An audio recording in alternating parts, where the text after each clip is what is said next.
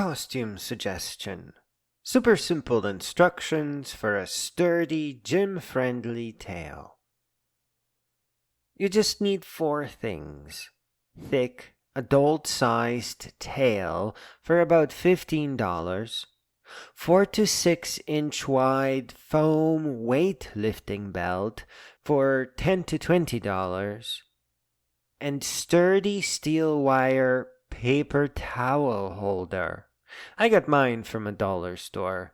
And finally, sharp wire with which you can pierce the foam weightlifting belt. It's hard to make your own tail, especially the fluffy, large, thick tails, about as wide as a 2-liter water bottle and as long as your arm.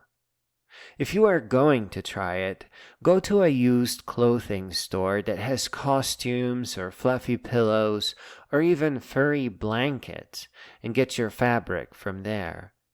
A 6-inch wide weightlifting belt worked for me, but 4 inches could work as well.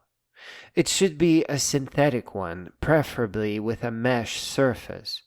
This way, you won't sweat too much and you can easily pierce it with a wire. You won't be able to pierce a leather one easily, and it will get hot.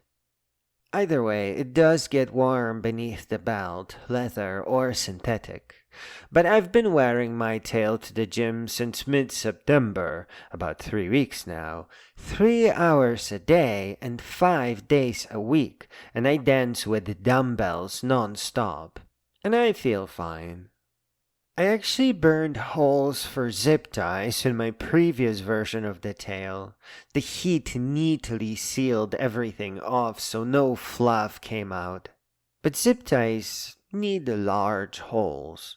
A sharp wire does not leave any visible marks if you remove it, even if just to reposition something. I used a 24-gauge galvanized steel wire, and I pierced through the belt twice for every tie, so that both sharp ends were on the outside of the tail.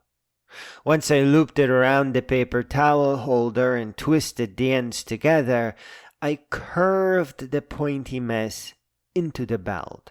It will never pierce the belt back. It's just a nice way not to have any pointy edges anywhere. I ended up with 6 or 8 wire loops on the paper holder. My $1.25 one is just fine. I even bent it up a bit. I don't recommend going around the belt with tape or long shoelace to attach the paper towel holder.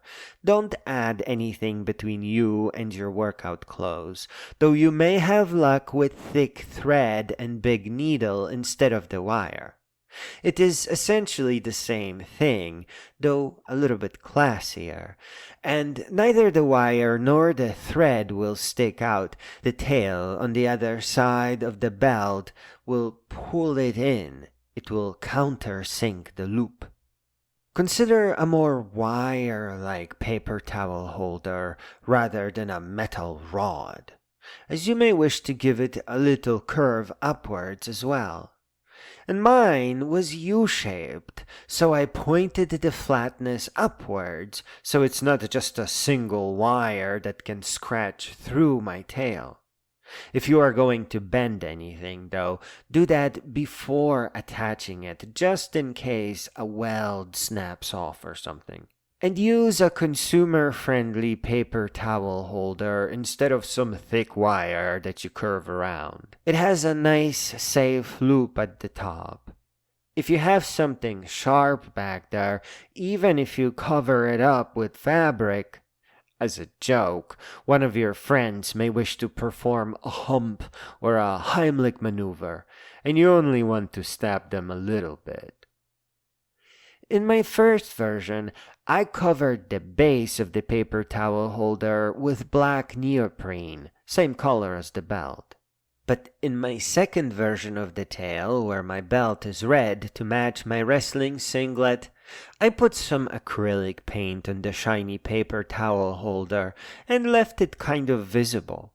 It looks technological, like it doubles as a cat butt radar metal detector with convenient broadcast antenna functionality and a focused EMP pulse meow, which can double as a bit flipper and RAM chips, where I can introduce bugs and otherwise bug-free software to easily gain root.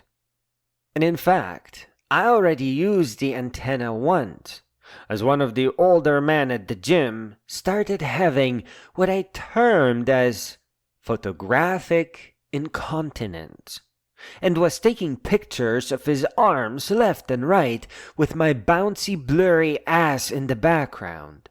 So I figured I need to slow down my workout and beam a photo bomb to the weird bastard, even if just to free him from his terrible curse of techno-incontinence.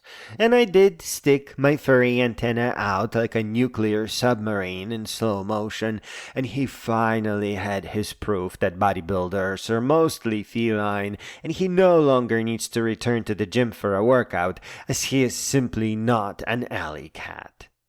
To which I say, if you get a tailbone, your tail is not gone.